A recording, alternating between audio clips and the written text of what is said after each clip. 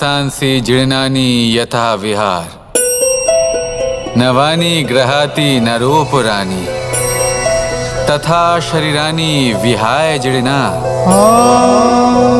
नन्यानि सयाति नवानि दे। आत्मार कखनोई मृत्यु হয় না। आत्मा শুধু শরীর বদল করে, রূপ বদল করে। আর যেখানে আত্মার মৃত্যু হতে পারে না, সেখানে প্রেম কিভাবে সমাপ্ত হতে পারে? কারণ প্রেম হলো নিজেই পরমাত্মার রূপ। কখনো সে সীতার খোঁজে বনে বনে ছুটে বেরিয়েছে, কখনো সে রাধার প্রেমে বনকে বৃন্দাবন রূপে সাজিয়ে তুলেছে, কখনো সে কানাই রূপে গোকুলবাসীদের মন জয় করে নিয়েছে, আবার কখনো সে মাখন চোর নন্দলালের রূপে সবার মনে ভালোবাসার স্রোত বইয়েছে।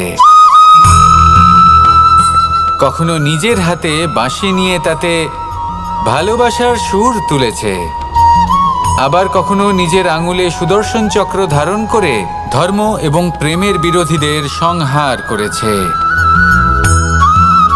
কখনো সে যশোদানন্দন হয়ে গোকুলে অনেক লীলা করে বেরিয়েছে, আবার কখনো দেবকী নন্দন রূপে কংসের লীলার পরিসমাপ্তি ঘটিয়েছে। কখনো যুদ্ধ বিমুখ হয়ে প্রজাদের রক্ষা করেছে, আবার কখনো ধর্ম রক্ষার জন্য সে যুদ্ধে অবতীর্ণ হয়েছে সারথীর রূপে, এবং এই সংসারকে গীতার জ্ঞান প্রদান করেছে। এই ভালোবাসা নয় তো কি? যে গোলকে নিজের রাধাকে হারানোর পরে নিজেও পৃথিবীতে অবতীর্ণ হয়েছে এই সংসারকে প্রেমের শিক্ষা দিতে। এ প্রেম ছাড়া আর কি যে বৈকুণ্ঠে নিজের লক্ষ্মীকে হারিয়ে সেই সংসারে শ্রীনিবাসের রূপে এসেছে, এই সংসারে নিজের ভালোবাসাকে পেতে এসেছে। এই প্রেম হলো অনন্ত, এর যাত্রা হলো অনন্ত, এবং এই প্রেম যার যাত্রার কোনো অন্ত নেই আর যার প্রভাব হলো সুগভীর, সেই পরমাত্মারূপী প্রেমকে এই প্রেম দূতের প্রণাম। আসুন আর আমার সাথে ভালোবেসে বলুন রাধা রাধা। ধন মানুষের জীবনের সবথেকে বড় প্রয়োজনীয়তা, সেই অস্ত্র যার দ্বারা মানুষের জীবনের অনেক সংকট দূর করে দেওয়া যেতে পারে, সেই মাধ্যম যার দ্বারা সংসারের সমস্ত জাগতিক সুখ স্বাচ্ছন্দ্য লাভ করা যেতে পারে। কিন্তু ধনের দ্বারা আমরা সব কিছু লাভ করতে পারি না। জাগতিক স্বাচ্ছন্দ্য আমরা লাভ করতে পারি, কিন্তু সুখ লাভ করতে পারবো না। সুখের উপকরণ আমরা লাভ করতে পারি, কিন্তু সুখের অনুভূতি লাভ করতে পারবো না। আনন্দ, সন্তোষ, প্রসন্নতা এগুলো ধন দ্বারা লাভ করা যায় না। কিন্তু হ্যাঁ, আনন্দ, সন্তোষ আর প্রসন্নতার সাথে যদি কোনো কাজ করেন তাহলে অবশ্যই ধন লাভ করবেন। তাহলে আসুন আর এই প্রসন্নতার সাথে বলুন রাধা রাধা। মানুষ শুধুমাত্র দুই ধরনের ব্যক্তির সামনেই নত হন। একজন হলেন তিনি যাকে তিনি সম্মান করেন, আর আরেকজন যাকে তিনি ভয় পান। এবার কোনো ব্যক্তি যদি আপনার সামনে নত হন তাহলে তার পেছনের কারণ কি? আপনার প্রতি সম্মান নাকি আপনার প্রতি ভয়? সেটা আপনাকেই বুঝতে হবে। যদি আপনি এমন মনে করেন যে তাতে কি যায় আসে, ভয় হোক বা সম্মান, কেউ আমার সামনে নত তো হচ্ছেন, যদি এটা আপনার চিন্তা ভাবনা হয় তাহলে আপনাকে মনে করিয়ে দিই এই সময় বদলাতে বেশি সময় লাগে না। আজ যে ব্যক্তি আপনাকে দেখে ভয় পাচ্ছে, কাল এই ভয়ের সমাপ্তিও ঘটতে পারে। আবার এমনও হতে পারে যে তার কাছে অত্যাধিক শক্তি চলে এলো, অনেক কিছুই হতে পারে।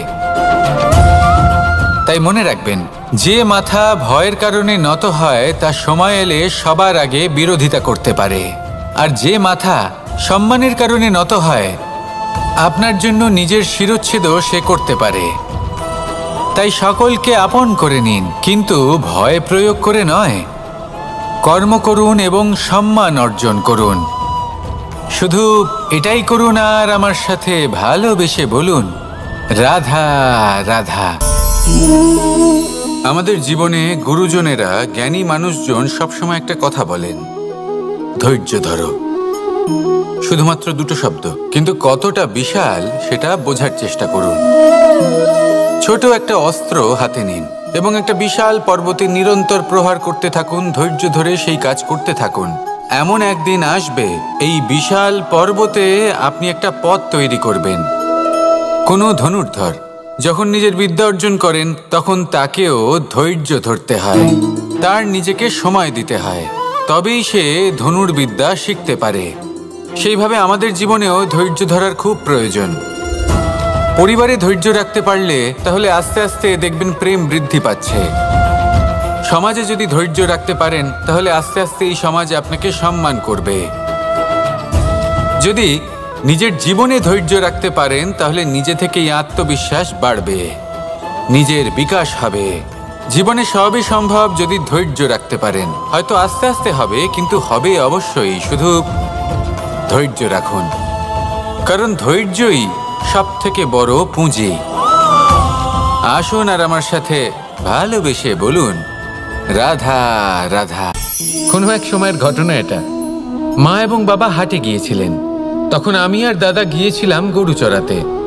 আমরা বাড়ি ফিরে এলাম, আর মা সেই সময় একটা কাজ করতেন। যখনই হাটে যেতেন দরজা তালা বন্ধ করে যেতেন। উনি খুব ভালো করে জানতেন যে যদি ওনার এই মাখন চোর সঠিক সময়ে পৌঁছে যায় তাহলে এক ফোঁটাও মাখন আর অবশিষ্ট থাকবে না। এবার ঘটনা কিছুটা এরকম হলো যে মা আর বাবা মাঝে মাঝে হাটে যেতেন, তাই মাঝে মাঝেই দরজা তালা বন্ধ করতে হতো। যখন মা আর বাবা ফিরে এলেন তখন বাবা ভুলে গিয়েছিলেন যে এই চাবির গোছা থেকে ঠিক কোন চাবিটা দরজার তালা খোলার জন্য উপযোগী। উনি চেষ্টা করতে শুরু করে দিলেন। একটার পর একটা চাবি দিয়ে উনি চেষ্টা করতে থাকলেন, কিন্তু সেই দরজার তালা তো খুলতেই চাইছিল না। ওনার মাথা থেকে ঘাম পড়তে শুরু করলো। তখন মা বললেন যে তালা ভেঙে দেওয়া যাক। মা চলে গেলেন, আর বাবা বললেন, না না দাঁড়াও, আর কিছু চাবি বাকি আছে, এটা হয়তো খুলতে পারবো। মা হাতুড়ি নিয়ে চলে এলেন সেই তালা ভাঙার জন্য, আর তখনই বাবা শেষ চাবিটা প্রয়োগ করলেন আর দরজার তালা খুলে গেল।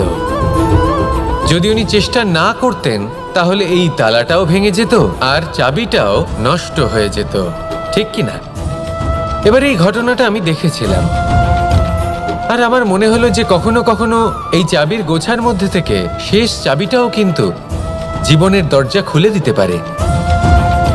সেজন্য আপনি যদি জীবনে সাফল্য লাভ করতে চেষ্টা করেন, নিজের লক্ষ্যে পৌঁছতে চান, তাহলে হার মানবেন না।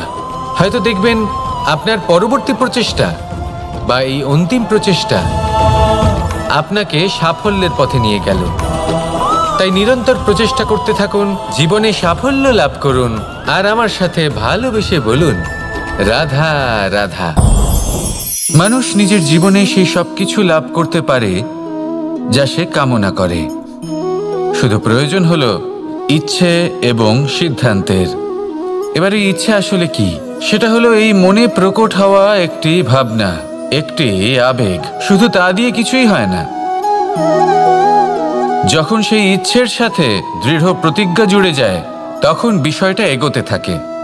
একটা উদাহরণ দিই, ধরুন আপনি মরুভূমিতে আছেন এবং আপনি মধুর জল পান করতে চান।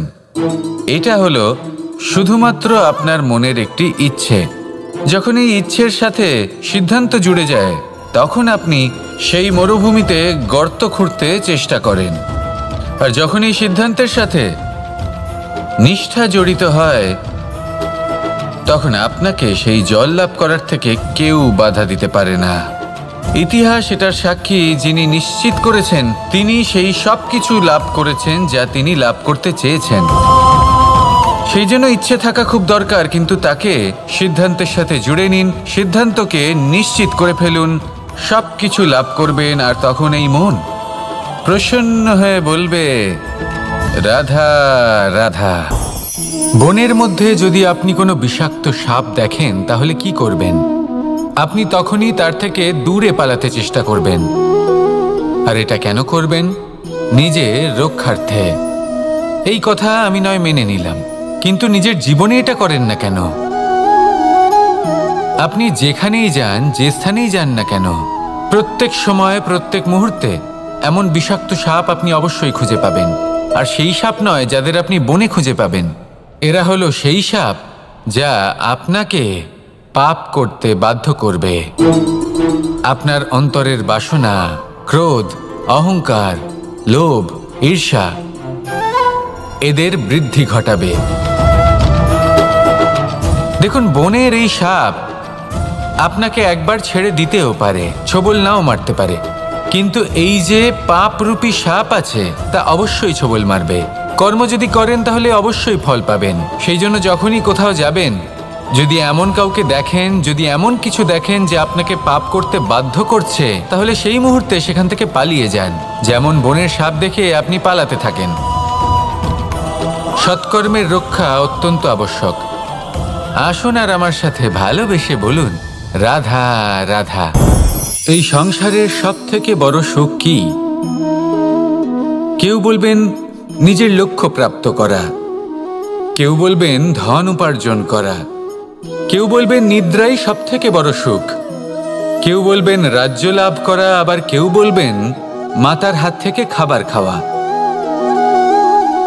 আদি ইত্যাদি। কিন্তু যদি সত্যি কথা বলি, এই সংসারের সব থেকে বড় সুখ হলো সেবা করা। কখনো কাউকে সেবা করে দেখুন। এই সেবা দ্বারা অন্য কোনো মানুষের আশীর্বাদ লাভ করাতেই সুখ রয়েছে। আপনার সেবা ভাব দ্বারা যখন কোনো মানুষ নিজের অন্তরাত্মা থেকে আপনাকে আশীর্বাদ করে, তার থেকে বড় সুখ আর কিছুই নেই। কারণ প্রত্যেক মানুষের মধ্যে ঈশ্বর বাস করেন। নরের সেবাই হলো নারায়ণের সেবা। নিষ্কাম সেবা করাই হলো সব থেকে বড় সুখ। তাই নিজের অন্তরে সেবার এই ভাব জাগ্রত করুন। যে সুখের কথা আমি বলছি, সেই সুখ অনুভব করেই দেখুন। এই মন সুপ্রসন্ন হয়ে বলবে, রাধা রাধা। বায়ু পঞ্চতত্ত্বের মধ্যে তৃতীয় তত্ত্ব। কেউ একে সমীর বলে, আবার কেউ একে পবন বলে। প্রথম কথা হলো এটাই যে এই বায়ু আমাদের জীবন দান করে প্রতিদিন, প্রত্যেক মুহূর্তে। এই বায়ুর কারণেই আমরা নিঃশ্বাস নিতে পারি, জীবিত থাকতে পারি। এই বায়ুই হলো সেই যা সকল মেঘেদের একত্রিত করে একটি স্থানে আর বর্ষা ঘটায়। আর এই বর্ষার কারণেই এই ধরিত্রীতে অন্ন উৎপন্ন হয়। এই বায়ুকে দেখুন, কখনো এতটা সৌম্য যে আপনার কোনোই তফাৎ বোধ হয় না, আর কখনো কখনো এমন রূপ ধারণ করে ফেলে যে অনেক বড় বড় পর্বতের আকার পর্যন্ত বদলে ফেলে। এটাই হলো বায়ুর বিশেষত্ব। বায়ু শেখায় যে সময়ের সাথে সাথে বইতে থাকো, সকলকে জীবন দান করো, সকলকে সাহায্য করো, কিন্তু যখন বিপদ সামনে আসবে তখন দৃঢ় হয়ে সম্মুখীন হও। বাধা অনুযায়ী নিজেকে গড়ে নিতে হবে। আর কখন কতটা কঠোর হতে হবে, আর কখন কতটা সৌম্য হতে হবে, এটা বায়ুকে দেখে শিখুন। আর আমার সাথে ভালোবেসে বলুন, রাধা রাধা। এই সংসারের আরম্ভ থেকে এখনো পর্যন্ত এবং ভবিষ্যতেও একটা যুদ্ধ আছে, যা হয়ে চলেছে, চলতেই থাকবে। পাপ এবং পুণ্যের মধ্যে যুদ্ধ, সত্য এবং অসত্যের মধ্যে যুদ্ধ। এই যুদ্ধ চলেই আসছে। আর এই যুদ্ধে যারা লড়েন তাদের আমরা সবসময় জয় জয়কার করি। আর যারা এই জয় জয়কার করেন তাদের প্রত্যেকের একটা বিশেষ গুরুত্ব থাকে। যখনই কোনো যোদ্ধা যুদ্ধক্ষেত্রে ক্লান্ত হয়ে পড়ে, শক্তিহীন হয়ে পড়ে, তখন এরা জয় জয়কার করে, শঙ্খ বাজাতে থাকে। সেই যোদ্ধাকে অনুপ্রেরিত করে, শক্তি এবং সাহসে ভরিয়ে তোলে। আর তখন সেই যোদ্ধা সেই যুদ্ধকে এগিয়ে নিয়ে যেতে পারে। যখন শ্রীরাম লঙ্কা যাত্রা করার জন্য সেতু তৈরি করছিলেন, তখন একটা ছোট্ট মিষ্টি কাঠবিড়ালি নিজের মুখে মাটির টুকরো বয়ে নিয়ে গিয়ে তার সাধ্যমতো তাকে সাহায্য করছিল। শ্রীরাম দেখলেন এবং বললেন যে ও তো সবার মনোবল বৃদ্ধি করছে, সবাইকে প্রেরিত করছে। ও বলল যে আমি এত ছোট হয়েও যদি এই কাজ করতে পারি, তাহলে আপনারা সবাই কেন পারবেন না? এটাই হলো সেই সকলের মাহাত্ম্য। যারা জয় জয়কার করেন, অনুপ্রেরিত করেন, সাহস যোগান, ওনারা সেই ব্যক্তি যারা একজন যোদ্ধার মধ্যে যুদ্ধকে জয় করার শক্তি প্রদান করেন।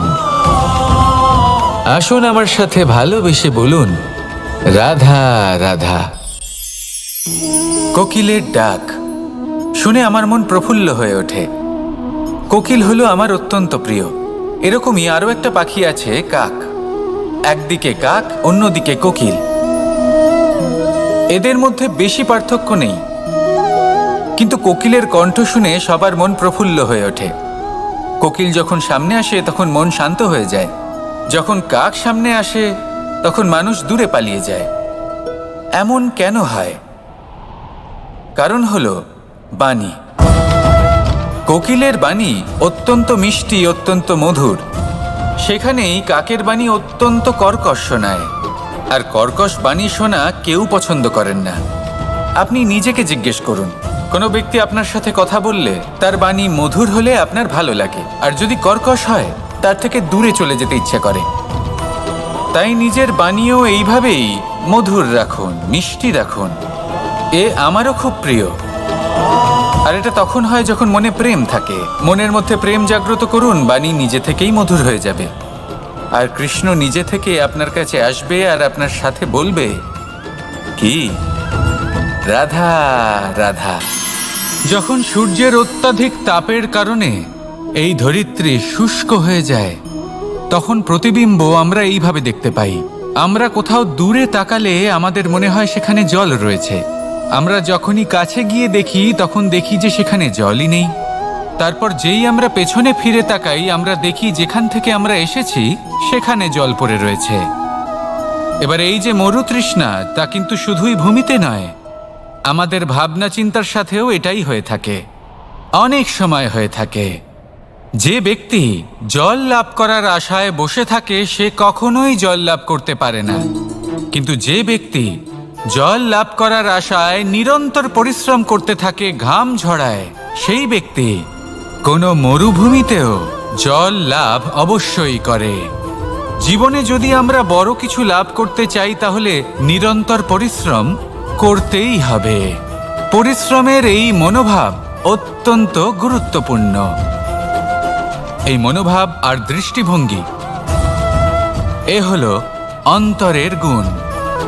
রূপ এবং প্রসাধন এগুলি হলো বাহ্যিক আবরণ। যে ব্যক্তি রূপের কারণে আপনাকে ভালোবাসে তা প্রকৃত ভালোবাসা নয়, কিন্তু যে ব্যক্তি আপনার আবেগ এবং মানসিকতার জন্য আপনাকে ভালোবাসে তাই হলো প্রকৃত ভালোবাসা। তাহলে এই কথাটা মনে রাখুন আর আমার সাথে ভালোবেসে বলুন, রাধা রাধা। আমার অনেকগুলো নাম আছে আর তাদের মধ্যে একটি হলো যুদ্ধ বিমুখ। এই কথা আপনারা সবাই জানেন। দাদাও আমাকে বলেছেন যে তুমি এরকম কিভাবে যুদ্ধক্ষেত্র থেকে মুখ ঘুরিয়ে পালাতে পারো কানাই। দেখুন, যেটা সময়ের দাবি ছিল আমি সেটাই করেছি। যদি আমি রণভূমি ত্যাগ করে না পালাতাম তাহলে কে জানে কত সৈনিক নিজেদের প্রাণ হারাতেন, কে জানে কতগুলি পরিবার নিজেদের বাঁচার আশা হারাতেন, কে বলতে পারে হয়তো কত প্রাণী এই সংসার ত্যাগ করতেন। আর তাই কখনো কখনো যুদ্ধ বিমুখ হওয়াই শ্রেয়। কখনো জীবনের ক্ষেত্রেও এটা প্রযোজ্য। যদি দূরে চলে গেলে আপনার সম্ভাবনা বৃদ্ধি পায় তাহলে দূরে চলে যান। দূরে চলে যান সেই সকল ব্যক্তিদের থেকে যারা কথায় কথায় আপনাকে অপমান করেন, আপনার নিন্দা করেন, আপনাকে বাধা দেওয়ার চেষ্টা করেন, আপনাকে ছোট করেন। কারণ তাদের সাথে থেকে, সেই সকল ব্যক্তিদের সাথে থাকলে যারা আপনার মূল্য বোঝেন না, আপনি নিজের আত্মসম্মান, নিজের আত্মবিশ্বাস, নিজের ব্যক্তিত্বকে নত করে ফেলবেন। দূরে চলে যান সেই সকল সংঘর্ষ থেকে, সেই সকল পরিস্থিতি থেকে যাদের সম্মুখীন হয়ে আপনি কোনো পরিণামেই পৌঁছতে পারবেন না। যদি আপনি এইভাবে যুদ্ধ বিমুখ হয়ে উঠতে পারেন, যদি এই প্রবৃত্তি আপনি নিজের মধ্যে জাগ্রত করতে পারেন, তাহলে আপনার সামনে সেই যুদ্ধ চলে আসবে যাতে বিজয় লাভ করে আপনি নিজের অস্তিত্ব খুঁজে পাবেন। আর সেটাই হলো সবথেকে বড় জয়লাভ। আসুন আমার সাথে ভালোবেসে বলুন, রাধা রাধা। আসানসি জীর্ণানি যথা বিহার, নবানি গ্রহাতি নরোপরানি, তথা শরীরানি বিহায় জীর্ণা, ননিয়ানি সয়াতি নবানি দে। আত্মার কখনোই মৃত্যু হয় না। আত্মা শুধু শরীর বদল করে, রূপ বদল করে।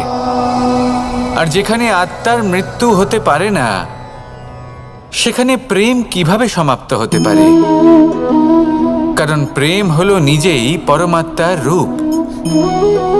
কখনো সে সীতার খোঁজে বনে বনে ছুটে বেরিয়েছে, কখনো সে রাধার প্রেমে বনকে বৃন্দাবন রূপে সাজিয়ে তুলেছে, কখনো সে কানাই রূপে গোকুলবাসীদের মন জয় করে নিয়েছে, আবার কখনো সে মাখন চোর নন্দলালের রূপে সবার মনে ভালোবাসার স্রোত বইয়েছে। কখনো নিজের হাতে বাঁশি নিয়ে তাতে ভালোবাসার সুর তুলেছে, আবার কখনো নিজের আঙুলে সুদর্শন চক্র ধারণ করে ধর্ম এবং প্রেমের বিরোধীদের সংহার করেছে। কখনো সে যশোদানন্দন হয়ে গোকুলে অনেক লীলা করে বেরিয়েছে, আবার কখনো দেবকী নন্দন রূপে কংসের লীলার পরিসমাপ্তি ঘটিয়েছে। কখনো যুদ্ধ বিমুখ হয়ে প্রজাদের রক্ষা করেছে, আবার কখনো ধর্ম রক্ষার জন্য সে যুদ্ধে অবতীর্ণ হয়েছে সারথীর রূপে, এবং এই সংসারকে গীতার জ্ঞান প্রদান করেছে। এই ভালোবাসা নয় তো কি, যে গোলকে নিজের রাধাকে হারানোর পরে নিজেও পৃথিবীতে অবতীর্ণ হয়েছে এই সংসারকে প্রেমের শিক্ষা দিতে। এ প্রেম ছাড়া আর কি, যে বৈকুণ্ঠে নিজের লক্ষ্মীকে হারিয়ে সেই সংসারে শ্রীনিবাসের রূপে এসেছে, এই সংসারে নিজের ভালোবাসাকে পেতে এসেছে। এই প্রেম হলো অনন্ত, এর যাত্রা হলো অনন্ত, এবং এই প্রেম যার যাত্রার কোনো অন্ত নেই আর যার প্রভাব হলো সুগভীর, সেই পরমাত্মারূপী প্রেমকে এই প্রেম দূতের প্রণাম। আসুন আর আমার সাথে ভালোবেসে বলুন, রাধা রাধা। ধন মানুষের জীবনের সবথেকে বড় প্রয়োজনীয়তা, সেই অস্ত্র যার দ্বারা মানুষের জীবনের অনেক সংকট দূর করে দেওয়া যেতে পারে, সেই মাধ্যম যার দ্বারা সংসারের সমস্ত জাগতিক সুখ স্বাচ্ছন্দ্য লাভ করা যেতে পারে। কিন্তু ধনের দ্বারা আমরা সব কিছু লাভ করতে পারি না। জাগতিক স্বাচ্ছন্দ্য আমরা লাভ করতে পারি, কিন্তু সুখ লাভ করতে পারবো না। সুখের উপকরণ আমরা লাভ করতে পারি, কিন্তু সুখের অনুভূতি লাভ করতে পারবো না। আনন্দ, সন্তোষ, প্রসন্নতা এগুলো ধন দ্বারা লাভ করা যায় না। কিন্তু হ্যাঁ, আনন্দ, সন্তোষ আর প্রসন্নতার সাথে যদি কোনো কাজ করেন তাহলে অবশ্যই ধন লাভ করবেন। তাহলে আসুন আর এই প্রসন্নতার সাথে বলুন, রাধা রাধা। মানুষ শুধুমাত্র দুই ধরনের ব্যক্তির সামনেই নত হন। একজন হলেন তিনি যাকে তিনি সম্মান করেন, আর আরেকজন যাকে তিনি ভয় পান। এবার কোনো ব্যক্তি যদি আপনার সামনে নত হন, তাহলে তার পেছনের কারণ কি? আপনার প্রতি সম্মান নাকি আপনার প্রতি ভয়? সেটা আপনাকেই বুঝতে হবে।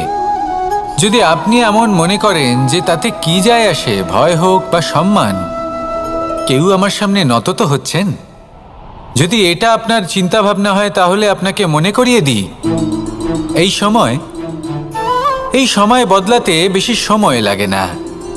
আজ যে ব্যক্তি আপনাকে দেখে ভয় পাচ্ছে, কাল এই ভয়ের সমাপ্তিও ঘটতে পারে। আবার এমনও হতে পারে যে তার কাছে অত্যধিক শক্তি চলে এলো। অনেক কিছুই হতে পারে।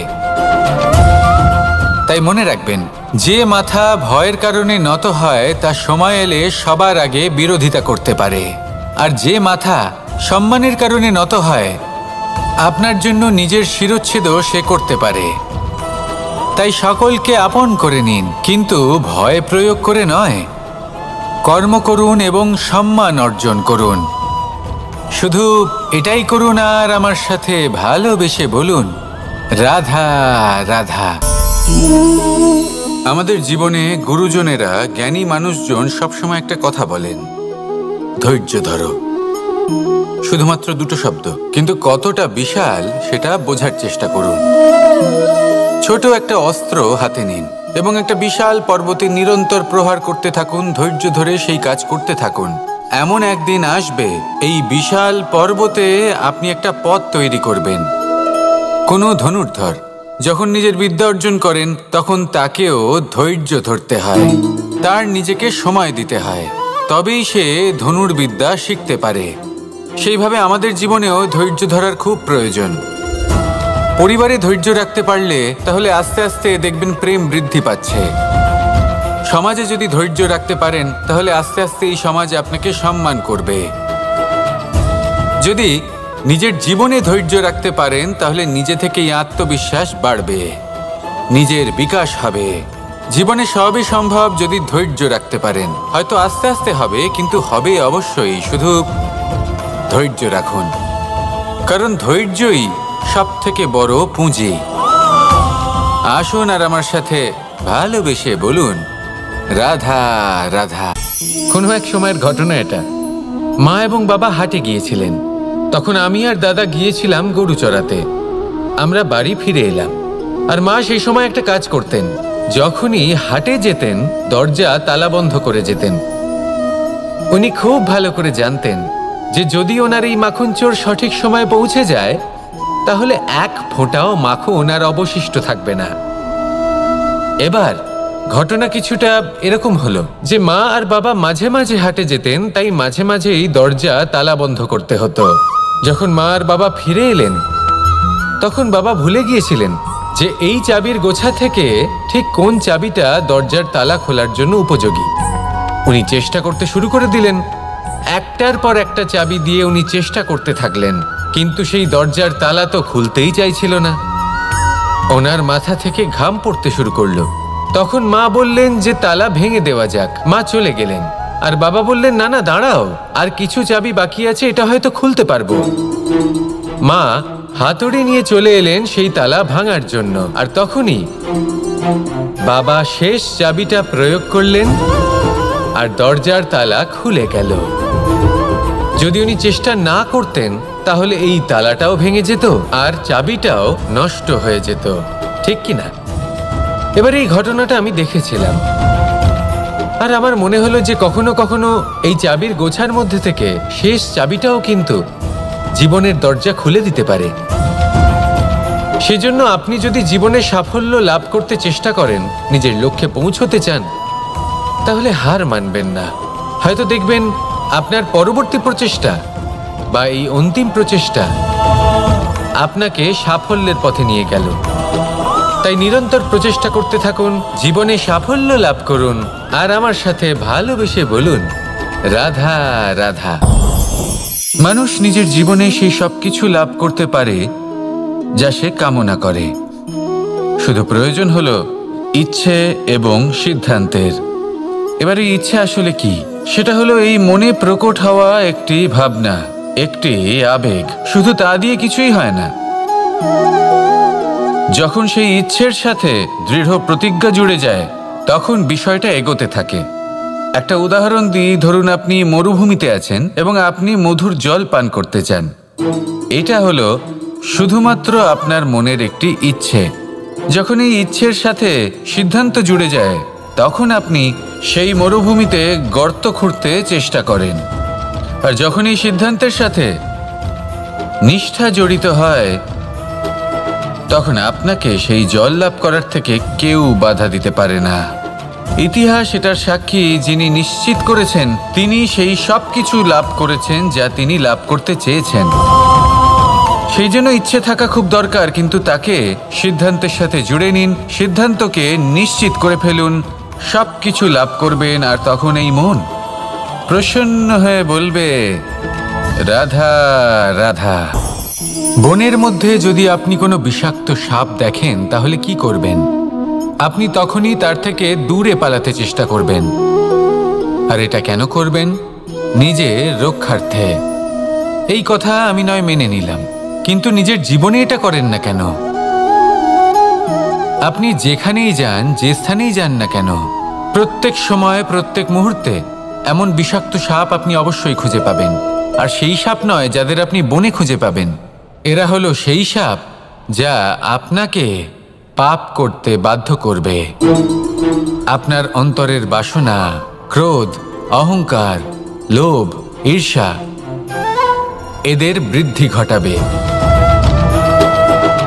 দেখুন, বনের এই সাপ আপনাকে একবার ছেড়ে দিতেও পারে, ছোবল নাও মারতে পারে, কিন্তু এই যে পাপরূপী সাপ আছে তা অবশ্যই ছোবল মারবে। কর্ম যদি করেন তাহলে অবশ্যই ফল পাবেন। সেই জন্য যখনই কোথাও যাবেন, যদি এমন কাউকে দেখেন, যদি এমন কিছু দেখেন যে আপনাকে পাপ করতে বাধ্য করছে, তাহলে সেই মুহূর্তে সেখান থেকে পালিয়ে যান। যেমন বনের সাপ দেখে আপনি পালাতে থাকেন। সৎকর্মের রক্ষা অত্যন্ত আবশ্যক। আসুন আর আমার সাথে ভালোবেসে বলুন, রাধা রাধা। এই সংসারের সব থেকে বড় সুখ কি? কেউ বলবেন নিজের লক্ষ্য প্রাপ্ত করা, কেউ বলবেন ধন উপার্জন করা, কেউ বলবেন নিদ্রাই সব থেকে বড় সুখ, কেউ বলবেন রাজ্য লাভ করা, আবার কেউ বলবেন মাতার হাত থেকে খাবার খাওয়া, আদি ইত্যাদি। কিন্তু যদি সত্যি কথা বলি, এই সংসারের সব থেকে বড় সুখ হলো সেবা করা। কখনো কাউকে সেবা করে দেখুন। এই সেবা দ্বারা অন্য কোনো মানুষের আশীর্বাদ লাভ করাতেই সুখ রয়েছে। আপনার সেবা ভাব দ্বারা যখন কোনো মানুষ নিজের অন্তরাত্মা থেকে আপনাকে আশীর্বাদ করে, তার থেকে বড় সুখ আর কিছুই নেই। কারণ প্রত্যেক মানুষের মধ্যে ঈশ্বর বাস করেন। নরের সেবাই হলো নারায়ণের সেবা। নিষ্কাম সেবা করাই হলো সব থেকে বড় সুখ। তাই নিজের অন্তরে সেবার এই ভাব জাগ্রত করুন। যে সুখের কথা আমি বলছি, সেই সুখ অনুভব করেই দেখুন। এই মন সুপ্রসন্ন হয়ে বলবে, রাধা রাধা। বায়ু পঞ্চতত্ত্বের মধ্যে তৃতীয় তত্ত্ব। কেউ একে সমীর বলে, আবার কেউ একে পবন বলে। প্রথম কথা হলো এটাই যে এই বায়ু আমাদের জীবন দান করে প্রতিদিন, প্রত্যেক মুহূর্তে। এই বায়ুর কারণেই আমরা নিঃশ্বাস নিতে পারি, জীবিত থাকতে পারি। এই বায়ুই হলো সেই যা সকল মেঘেদের একত্রিত করে একটি স্থানে আর বর্ষা ঘটায়।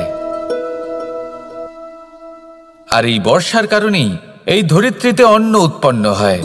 এই বায়ুকে দেখুন, কখনো এতটা সৌম্য যে আপনার কোনোই তফাৎ বোধ হয় না, আর কখনো কখনো এমন রূপ ধারণ করে ফেলে যে অনেক বড় বড় পর্বতের আকার পর্যন্ত বদলে ফেলে।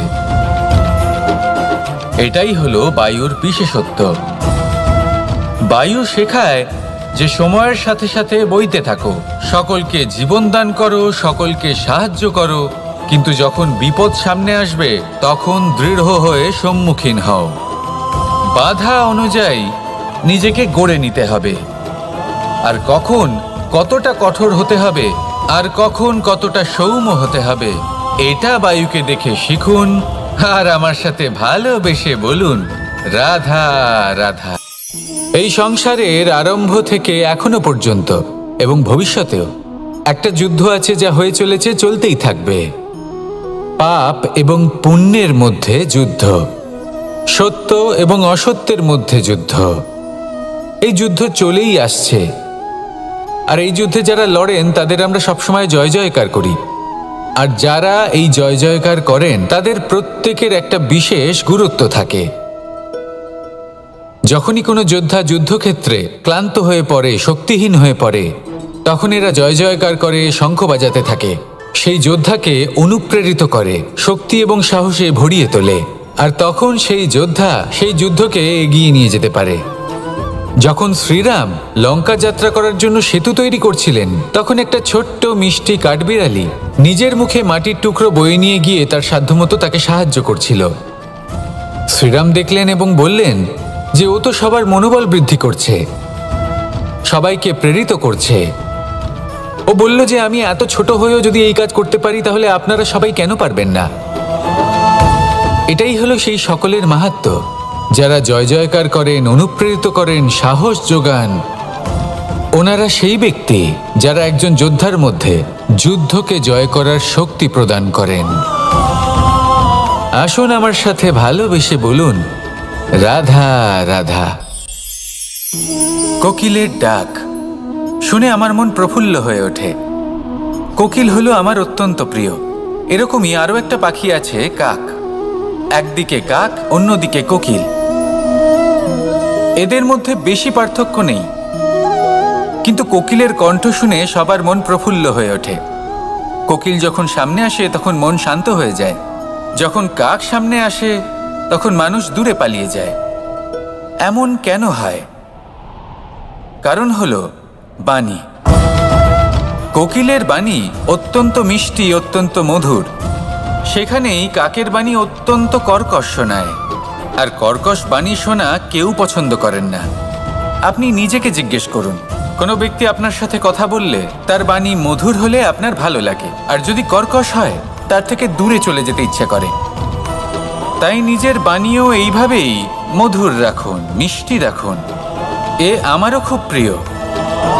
আর এটা তখন হয় যখন মনে প্রেম থাকে। মনের মধ্যে প্রেম জাগ্রত করুন, বাণী নিজে থেকেই মধুর হয়ে যাবে। আর কৃষ্ণ নিজে থেকে আপনার কাছে আসবে আর আপনার সাথে বলবে, কি রাধা রাধা। যখন সূর্যের অত্যাধিক তাপের কারণে এই ধরিত্রী শুষ্ক হয়ে যায়, তখন প্রতিবিম্ব আমরা এইভাবে দেখতে পাই। আমরা কোথাও দূরে তাকালে আমাদের মনে হয় সেখানে জল রয়েছে। আমরা যখনই কাছে গিয়ে দেখি তখন দেখি যে সেখানে জলই নেই। তারপর যেই আমরা পেছনে ফিরে তাকাই আমরা দেখি যেখান থেকে আমরা এসেছি সেখানে জল পড়ে রয়েছে। এবার এই যে মরুতৃষ্ণা, তা কিন্তু শুধুই ভূমিতে নয়, আমাদের ভাবনা চিন্তার সাথেও এটাই হয়ে থাকে, অনেক সময় হয়ে থাকে। যে ব্যক্তি জল লাভ করার আশায় বসে থাকে সে কখনোই জল লাভ করতে পারে না। কিন্তু যে ব্যক্তি জল লাভ করার আশায় নিরন্তর পরিশ্রম করতে থাকে, ঘাম ঝরায়, সেই ব্যক্তি কোনো মরুভূমিতেও জল লাভ অবশ্যই করে। জীবনে যদি আমরা বড় কিছু লাভ করতে চাই তাহলে নিরন্তর পরিশ্রম করতেই হবে। পরিশ্রমের এই মনোভাব অত্যন্ত গুরুত্বপূর্ণ। এই মনোভাব আর দৃষ্টিভঙ্গি এ হলো অন্তরের গুণ। রূপ এবং প্রসাধন এগুলি হলো বাহ্যিক আবরণ। যে ব্যক্তি রূপের কারণে আপনাকে ভালোবাসে তা প্রকৃত ভালোবাসা নয়, কিন্তু যে ব্যক্তি আপনার আবেগ এবং মানসিকতার জন্য আপনাকে ভালোবাসে তাই হলো প্রকৃত ভালোবাসা। তাহলে এই কথাটা মনে রাখুন আর আমার সাথে ভালোবেসে বলুন, রাধা রাধা। আমার অনেকগুলো নাম আছে আর তাদের মধ্যে একটি হলো যুদ্ধ বিমুখ। এই কথা আপনারা সবাই জানেন। দাদাও আমাকে বলেছেন যে তুমি এরকম কিভাবে যুদ্ধক্ষেত্র থেকে মুখ ঘুরিয়ে পালাতে পারো কানাই। দেখুন, যেটা সময়ের দাবি ছিল আমি সেটাই করেছি। যদি আমি রণভূমি ত্যাগ করে না পালাতাম তাহলে কে জানে কত সৈনিক নিজেদের প্রাণ হারাতেন, কে জানে কতগুলি পরিবার নিজেদের বাঁচার আশা হারাতেন, কে বলতে পারে হয়তো কত প্রাণী এই সংসার ত্যাগ করতেন। আর তাই কখনো কখনো যুদ্ধ বিমুখ হওয়াই শ্রেয়। কখনো জীবনের ক্ষেত্রেও এটা প্রযোজ্য। যদি দূরে চলে গেলে আপনার সম্ভাবনা বৃদ্ধি পায় তাহলে দূরে চলে যান। দূরে চলে যান সেই সকল ব্যক্তিদের থেকে যারা কথায় কথায় আপনাকে অপমান করেন, আপনার নিন্দা করেন, আপনাকে বাধা দেওয়ার চেষ্টা করেন, আপনাকে ছোট করেন। কারণ তাদের সাথে থেকে, সেই সকল ব্যক্তিদের সাথে থাকলে যারা আপনার মূল্য বোঝেন না, আপনি নিজের আত্মসম্মান, নিজের আত্মবিশ্বাস, নিজের ব্যক্তিত্বকে নত করে ফেলবেন। দূরে চলে যান সেই সকল সংঘর্ষ থেকে, সেই সকল পরিস্থিতি থেকে যাদের সম্মুখীন হয়ে আপনি কোনো পরিণামেই পৌঁছতে পারবেন না। যদি আপনি এইভাবে যুদ্ধ বিমুখ হয়ে উঠতে পারেন, যদি এই প্রবৃত্তি আপনি নিজের মধ্যে জাগ্রত করতে পারেন, তাহলে আপনার সামনে সেই যুদ্ধ চলে আসবে যাতে বিজয় লাভ করে আপনি নিজের অস্তিত্ব খুঁজে পাবেন। আর সেটাই হলো সবথেকে বড় জয়লাভ।